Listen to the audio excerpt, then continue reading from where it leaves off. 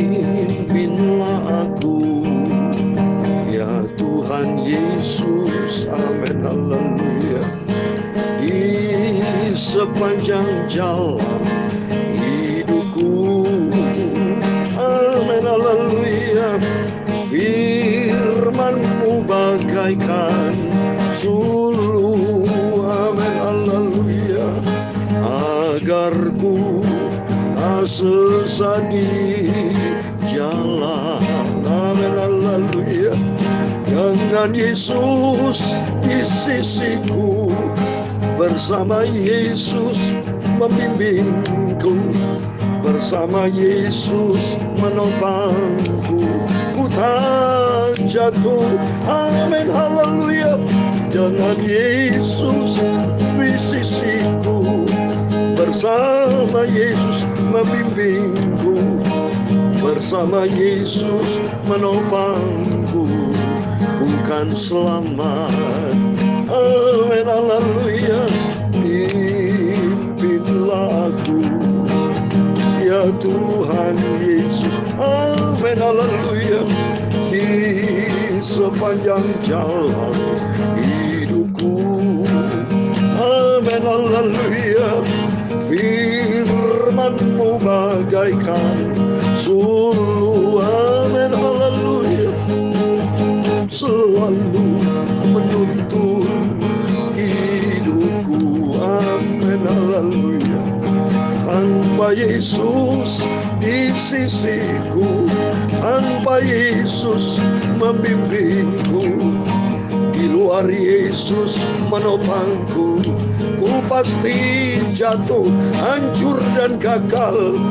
Tanpa Yesus memimpinku, tanpa Yesus menopangku, tanpa Yesus membimbingku, ku akan gagal. Kita gagal tanpa Yesus.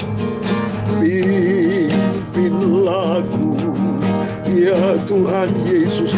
Dalam Ulangan 31 ayat 8 ada janji Tuhan. Sebab Tuhan Dia sendiri akan berjalan di depanmu, Dia sendiri akan menyertai engkau, Dia tidak akan membiarkan engkau, Dia akan meninggalkan engkau. Janganlah takut, janganlah patah hati. Yesus berjanji, pimpinlah aku, ya Tuhan Yesus, amin, haleluya. Di sepanjang jalan hidupku, amin, haleluya. Firman-Mu bagaikan suluh, amin, haleluya.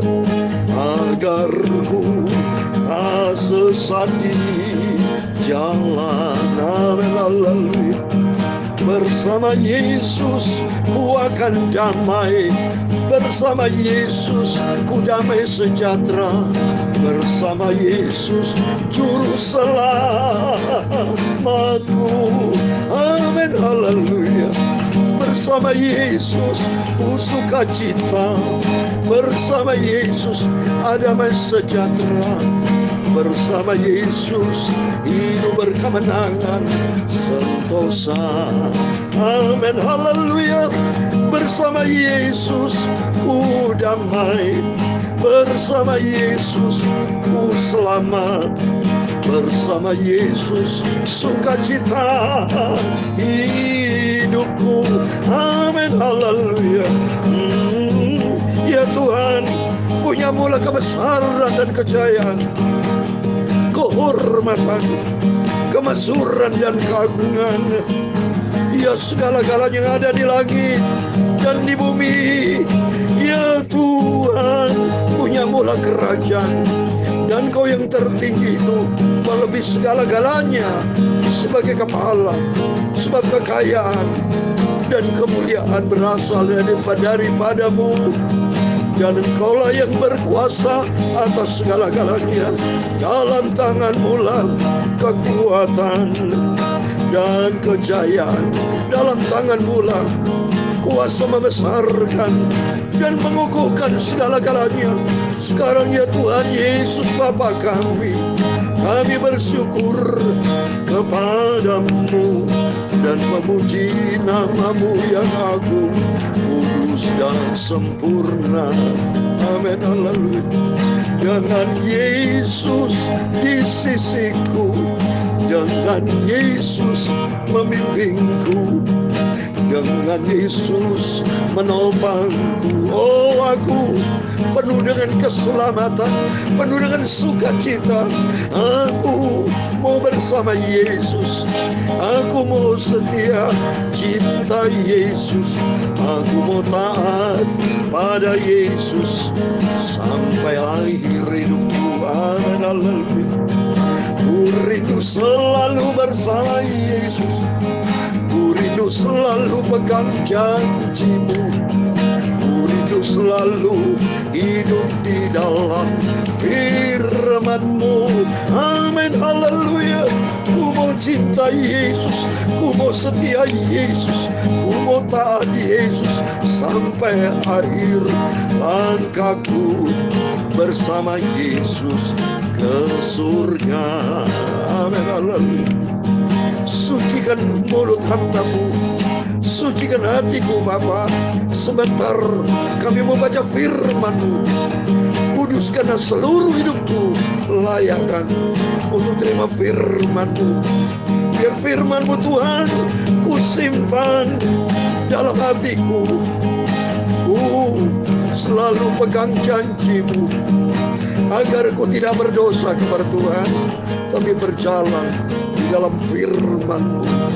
Segala puji hormat, segala kebesaran, ketinggian, kemuliaan, keagungan, kesempurnaan, kekudusan, tempat tertinggi di atas segala-galanya hanya bagi Allah Bapa di dalam kerajaan surga, di dalam nama di atas segala nama, yaitu Tuhan Yesus Kristus. Kami hamba-Hamba-Mu, anak-Mu sudah berdoa. Haleluya. Amin, amin. Puji Tuhan. Haleluya. Shalom, selamat pagi. Selamat hari Minggu, harinya Tuhan. Kita awal Mei ini. Haleluya. Semua kita bersukacita, bersukaria di dalam Tuhan. Sebab Tuhan katakan, mari saya mau bacakan ayat dulu. Sebab Tuhan tertulis dalam Mazmur pasal 100, demikian firman Tuhan ya. Bersorak-soraklah bagi Tuhan, hai seluruh bumi. Beribadahlah kepada Tuhan dengan sukacita. Datanglah ke hadapannya dengan sorak-sorai. Ayat ketiga, ketahuilah bahwa Tuhan Allah, Dialah menjadikan kita dan punya Dialah kita, umatnya dan kawanan domba gembalanya. Amin. Mari kita semua hari Minggu, harinya Tuhan, ada bersama Tuhan di hari yang keempat. Masuklah melalui pintu gerbangnya dengan nyanyian syukur, ke dalam pelatarannya dengan puji-pujian. Bersyukurlah kepadanya dan pujilah namanya. Ayat yang kelima, sebab Tuhan itu baik, kasih setianya untuk selama-lamanya, dan kesetiaannya tetap turun-temurun. Amin. Mari semua harinya Tuhan, kita semua beribadah kepada Tuhan. Tuhan luar biasa Bapak Ibu. Waktu berapa bulan yang lalu, tahun yang lalu, setiap kita semua ibadah online. Tapi atas doa-doa kita semua, minta belas kasihan Tuhan. Dan ternyata Tuhan begitu baik. Saat ini sudah mulai banyak reda di negara-negara lain. Yang peristiwa COVID sudah mulai turun, saudara. Termasuk di Indonesia kita bersyukur semuanya sudah turun semuanya. Sehingga puji Tuhan, saat ini kita berbondong-bondong memuji Tuhan. Datang kepada Yesus, alami perjumpaan dengan Tuhan. Berjumpa dengan Tuhan berarti berjumpa dengan keselamatan. Berjumpa dengan Tuhan berarti berjumpa dengan sukacita. Berjumpa dengan Tuhan berjumpa dengan hidup berkemenangan. Biarpun ada kematian, tapi di balik kematian hari yang ketiga, Yesus bangkit. Sudah menang atas maut. Membuktikan bahwa kita ikut Yesus, ikut Tuhan yang dahsyat. Oh, bersukacita kita. Mari kita kembali kepada firman Tuhan. Karena janji Tuhan tadi dikatakan dalam Ulangan 31 ayat ke-8. Sebab Tuhan dia sendiri akan berjalan di depanmu. Dia sendiri akan menyertai engkau. Dia tidak akan membiarkan engkau dan tidak akan meninggalkan engkau. Dan janganlah takut dan janganlah patah hati. Jangan pernah kecewa. Percaya, melangkah bersama Yesus, maka kita akan terima mujizat Tuhan. Amin, puji Tuhan. Mari kita kembali kepada firman Tuhan. Kita baca kitab 2 Raja-Raja pasal yang ketiga. Puji Tuhan. Kemarin pasal yang kedua, saat atas rahmat Tuhan di hari Minggu ini, harinya Tuhan, kita baca firman Tuhan. Kita diisi, hati kita diisi oleh firman Tuhan. Amin. 2 Raja pasal 3 ayat 1 sampai 27, demikian firman Tuhan. Yoram anak Ahab menjadi raja di Samaria atas Israel dalam tahun ke-18 zaman Raja Yosafat Raja Yehuda, dan yang memerintah 12 tahun lamanya. Ia melakukan apa yang jahat di mata Tuhan, tetapi bukan seperti ayahnya dan seperti ibunya. Ia menjauhkan tubuh berhala Baal yang didirikan ayahnya. Namun demikian, ia masih berpaut kepada dosa Yerobeam bin Nebat yang mengakibatkan orang Israel berdosa pula. Ia tidak menjauhinya. Mesa Raja Moab adalah seorang peternak domba, sebagai upeti yang membayar kepada Raja Israel 100.000 anak domba dan bulu dari 100.000 domba jantan. Tetapi segera sesudah Ahab mati, memberontaklah Raja Ahab terhadap Raja Israel. Keluarlah Raja Yoram pada waktu itu di Samaria, lalu ia memeriksa barisan seluruh orang Israel. Selanjutnya ia menyuruh orang kepada Yosafat, Raja Yehuda, dengan pesan, Raja Moab telah memberontak terhadap aku. Maukah engkau bersama-sama aku berperang melawan Moab? Jawabnya, aku akan maju, kita akan sama-sama, aku dan engkau, rakyatku dan rakyatmu, kudaku dan kudamu. Lagi ia bertanya, melalui jalan manakah kita akan maju? Jawabnya, melalui padang gurun Edom. Maka berjalan Raja Israel dan Raja Yuda dan Raja Edom. Tetapi sesudah mereka berkeliling 7 hari perjalanan jauhnya, maka tidak terdapat air untuk tentara dan untuk hewan yang mengikuti mereka. Lalu berkatalah Raja Israel, wahai Tuhan telah memanggil ketiga raja ini untuk menyerahkan mereka ke dalam tangan Moab. Tetapi bertanyalah Yosafat, tidak adakah di sini seorang nabi Tuhan, supaya dengan perantaranya kita meminta petunjuk Tuhan? Lalu salah seorang pegawai Raja Israel menjawab, katanya, di sini ada Elisa bin Safat yang dahulu melayani Elia. Berkatalah Yosafat, memang padanya ada firman Tuhan. Sesudah itu pergilah Raja Israel dan Yosafat dan Raja Edom kepada Elisa. Tetapi berkatalah Elisa kepada Raja Israel, apakah urusanku dengan engkau? Pergilah kepada para nabi ayahmu dan kepada para nabi ibumu. Jawab Raja Israel kepadanya, jangan begitu, sebab Tuhan memanggil ketiga raja ini untuk menyerahkan mereka ke dalam tangan orang Moab. Berkata Elisa, demi Tuhan semesta alam yang hidup, yang di hadapannya aku menjadi pelayan, jika tidak karena Yosafat Raja Yuda, maka sesungguhnya aku ini tidak akan memandang dan melihat kepadamu. Maka sekarang jemputlah bagiku seorang pemetik kecapi. Pada waktu pemetik kecapi itu bermain kecapi, maka kekuasaan Tuhan meliputi dia. Kemudian berkatalah ia, beginilah firman Tuhan, biarlah di lembah ini dibuat parit-parit. Sebab beginilah firman Tuhan, kamu tidak akan mendapat angin dan hujan, namun lembah ini akan penuh dengan air, sehingga kamu serta ternak sembelian dan hewan pengangkut dapat minum. Dan itu pun adalah perkara ringan di mata Tuhan, juga orang Moab akan diserahkannya ke dalam tanganmu. Kamu akan memusnahkan segala kota yang berkubu dan segala kota pilihan. Kamu akan menumbangkan segala pohon yang baik. Kamu akan menutup segala mata air, dan kamu akan merusakkan segala ladang yang baik dengan batu-batu. Keesokan harinya ketika orang mempersembahkan korban, datanglah dengan tiba-tiba air dari arah Edom. Lalu penuhlah negeri itu dengan air. Ketika didengar seluruh orang Moab bahwa ketiga raja itu telah maju memerangi mereka, maka dikerahkanlah semua orang yang masih sanggup menyandang pedang, bahkan orang-orang yang lebih tua juga. Kemudian mereka ditempatkan di tepi perbatasan. Keesokan harinya pagi-pagi, ketika matahari bersinar atas permukaan air itu, tampaklah kepada orang Moab itu bahwa air sebelah depannya merah seperti darah. Lalu berserulah mereka, itu darah. Tentulah raja-raja itu telah berbunuh-bunuhan, yang seorang membunuh yang lain. Maka sekarang marilah menjara, hai orang-orang Moab. Tetapi ketika mereka sampai ke perkemahan yang di orang Israel, maka bangkitlah orang Israel itu, lalu memukul orang-orang Moab, sehingga mereka larilah dari situ. Dan makin jauhlah mereka menerobos ke dalam Moab sambil menewaskan orang Moab itu. Mereka meruntuhkan kota-kota dan menutupi setiap ladang yang baik dengan batu. Karena setiap orang melemparkan batu ke atasnya. Mereka menutup segala mata air dan menumbangkan segala pohon yang baik. Sampai hanya Kir Hereset saja yang ditinggalkan. Tetapi kota ditembaki oleh orang-orang pengumban dari segala penjuru. Ketika Raja Moab melihat bahwa peperangan itu terlalu berat baginya, diambilnya 700 orang pemegang pedang bersama-sama dia untuk menerobos ke jurusan Raja Edom, tetapi tidak berhasil. Ayat 27 yang terakhir. Kemudian ia mengambil anaknya yang sulung, yang akan menjadi raja menggantikan dia, lalu mempersembahkan sebagai korban bakaran di atas pagar tembok. Tetapi kegusaran besar menimpa orang Israel, sehingga mereka berangkat meninggalkan dia dan pulang ke negeri mereka. Amin, puji Tuhan. Demikian firman Tuhan sudah kita baca. 1 Raja 1 pasal penuh dari ayat 1 sampai 27. Dan di dalam nama Tuhan Yesus Kristus, Bapak, Ibu, Saudara semua bersama saya diberkati Tuhan. Yaitu mari kita mau setia baca firman Tuhan, merenungkan firman Tuhan siang dan malam, sebagai pedoman, sebagai makanan rohani buat kita. Sebelum kita melangkah bersama Tuhan.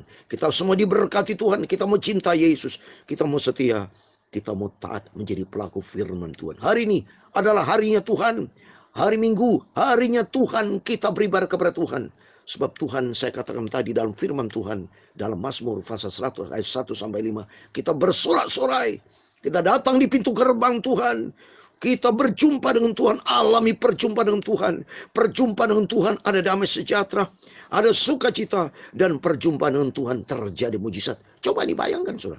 Kalau kita lihat di sini, hidup ini tidak terlepas dari peperangan. Kita baca di sini, kita berperang seperti Raja Moab itu, peperang bersama raja bangsa Israel, ya, Raja Yosafat, termasuk anak Yoram itu anak Ahab, ya, termasuk Raja Edom, 3 itu bersekongkol, ya, untuk melawan Raja Moab. Karena Raja Moab waktu zaman Raja Ahab, dia membayar upeti, membayar pajak, ya. Tapi sejak raja meninggal, mati diganti anaknya Yoram, dia berontak, dia melawan, ingin mengantang perang kepada bangsa Israel. Oleh karena itu mari saudara, hidup ini tidak terlepas dari peperangan. Banyak tantangan, banyak pergumulan. Tiap hari, setiap saat kita bisa ditentang dengan peperangan. Seperti dalam Efesus 6 ayat 12. Perjuangan kita bukan melawan darah daging, tapi menghadapi pemerintah-pemerintah. Seluruh jagat raya ini punya pemerintah. Pemerintah siapa itu? Pemerintahan roh jadul. Iblis itu punya pemerintahan. Dia punya struktur organisasinya ada 4. Ada pemerintah, ada penghulu dunia, ada penguasa-penguasa, termasuk ada roh jadudar. Untuk itu kita libatkan Tuhan. Seperti Raja Yosafat, dia libatkan Tuhan. Dia tanya kepada raja, anaknya Raja Ahab, yaitu Raja Yoram, ayo kita datang kepada Nabi. Masa enggak ada Nabi? Wahai, mari kita memanggil Nabi. Katanya di ayat yang ke-11. Tapi bertanya oleh Yosafat, tidak adakah di sini seorang Nabi Tuhan? Artinya libatkan Tuhan. Termasuk Bapak Ibu Saudara, kalau punya masalah pergumulan, nggak ada salahnya. Nomor 1 cari Tuhan. Kedua, nggak ada salahnya kalau kita menjadi hamba Tuhan. Perlu. Apalagi ada hamba Tuhan yang diurapi Tuhan seperti Elisa. Elisa diurapi Tuhan. Karena apa? Dia 12 dikatakan berkata oleh Yosafat, memang padanya ada firman Tuhan. Kalau ada firman Tuhan, ada kuasa. Waktu mari kita libatkan Tuhan. Hidup ini penuh tantangan, penuh dengan peperangan. Jangan pernah kerja sendiri. Jangan pernah andalkan kekuatan sendiri. Kata firman Tuhan dalam Amsal Sulaiman pasal 3 ayat 5, ayat 6 dan 7. Saya mau baca demikian. Percayalah kepada Tuhan dengan segenap hatimu, dan janganlah bersandar kepada pengertianmu sendiri. Seperti ini, Raja Yoram bersandar pada pengertian sendiri. Dia ngajak Raja Yosafat, dia ngajak Raja Edom berperang Raja Moab. Tetapi ingat, Raja Yosafat, dia mengandalkan Tuhan. Dia tanya kepada dia, ayo kita cari Nabi Tuhan yang ada firman Tuhan. Jadi andalkan Tuhan. Karena di ayat yang ke-6 dikatakan, akuilah dia dalam segala lakumu, maka ia akan meluruskan jalanmu. Amin. Seringkali kita akan melangkah, jalan kita bengkok, jalan kita salah, bisa masuk ke jurang. Tapi kalau melangkah bersama Tuhan, dia akan luruskan jalanmu. Di ayat ke-7, jangan kau menganggap dirimu sendiri bijak, takutlah akan Tuhan dan jauhilah kejahatan. Amin. Mari melalui firman Tuhan minggu ini, kita andalkan Yesus. Andalkan firman Tuhan. Ternyata kalau andalkan Tuhan, mujizat terjadi. Coba ini. Kan mengandalkan Tuhan, Tuhan buka jalan berjumpa dengan Elisa, hamba Tuhan. Dan ternyata Nabi yang diurapi Tuhan. Begini firman Tuhan. Katanya, nanti dibuat parit-parit. Nanti tidak ada hujan. Ya, kamu tidak akan mendapat angin dan hujan. Namun lembah ini akan penuh dengan air. Apa yang dikatakan Elisa terpenuhi, saudara. Dan itulah perkara ringan dari bantuan. Bagi Tuhan tidak perkara mustahil. Kalau kita punya masalah, punya pergumulan, ringan dari Tuhan. Asal andalkan Tuhan, maka Tuhan akan memberikan jalan keluar. Terbukti di sini. Ternyata di ayat 19 kata Nabi Elisa, kamu akan memusnahkan segala kota yang berkubu dan segala kota, dan orang Moab itu semua akan lari, saudara. Raja Moab kalah semuanya. Itu karena libatkan Tuhan. Dan ternyata cocok. Kalau kita lihat sini di ayat 25, mereka meruntuhkan kota-kota dan menutupi segala tiap ladang yang baik dengan batu, karena setiap orang melemparkan batu. Semua yang dikatakan Elisa, karena ada firman Tuhan, cocok tepat. Karena apa? Karena Tuhan nomor satu. Kalau Tuhan tempatkan di atas segala-galanya, maka Tuhan akan memberkati kita. Sebagai terakhir, saya kasih ayat di dalam Yeremia pasal 17 ayat 7 dan 8. Ini sebagai pegangan buat kita bersama. Kita harus hayati, hafal ini ayat, dan kita hayati dan kita imani. Yeremia 17 ayat 7 dan 8. Diberkatilah orang yang mengandalkan Tuhan, yang menaruh harapannya pada Tuhan. Ia akan seperti pohon yang ditanam di tepi air, yang merambatkan akar-akarnya ke tepi batang air, dan yang tidak mengalami datangnya panas terik, yang daunnya tetap hijau, yang tidak khawatir dalam tahun kering, dan yang tidak berhenti menghasilkan buah. Amin. Kalau kita melibatkan Yesus dalam seluruh aspek hidup kita, maka hidup kita diberkati Tuhan. Dan buah terus kita tidak pernah berhenti menghasilkan buah. Kita diberkati Tuhan. Amin. Dalam nama Yesus. Ini hari Minggu, harinya Tuhan. Kita semua berbondong-bondong mencari Tuhan. Alami perjumpaan dengan Tuhan seperti Yehosafat. Berjumpa dengan Nabi Tuhan yang namanya Elisa. Ada kemenangan. Artinya kalau kita bersama dengan Yesus, perkara yang tidak mungkin menjadi mungkin. Karena Tuhan kita Tuhan yang besar. Biar setiap langkah hidup kita dipimpin oleh Tuhan. Dalam nama Yesus, setiap kita semua diberkati Tuhan. Amin. Dengan Yesus di sisiku, amin.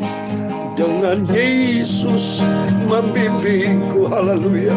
Dengan Yesus menopangku, ku akan berkemenangan, amin, haleluya.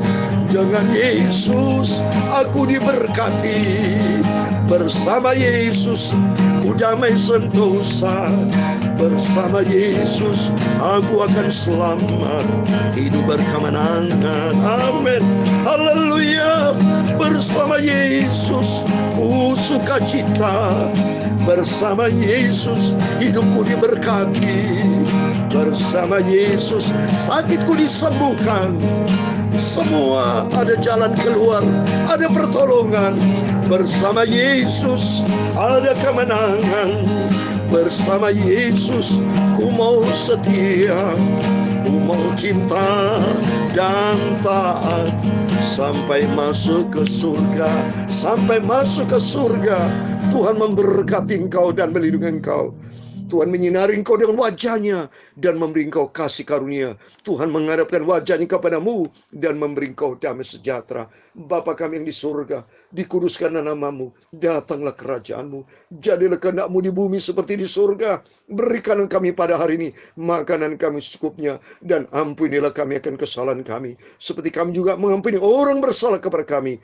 Dan jangan membawa kami ke dalam pencobaan, tetapi lepaskanlah kami daripada yang jahat, karena Engkaulah yang mempunyai kerajaan dan kuasa dan kemuliaan sampai selama-lamanya. Amin. Puji Tuhan, selamat pagi, selamat hari Minggu, harinya Tuhan. Setiap kita semua beribadah, alami perjumpaan dengan Tuhan, maka kuasa Tuhan berlaku dalam hidup kita. Mujizat dinyatakan dan Tuhan memberkati kita. Amin. Puji Tuhan, Immanuel, Tuhan bersama kita. Haleluya. Amin.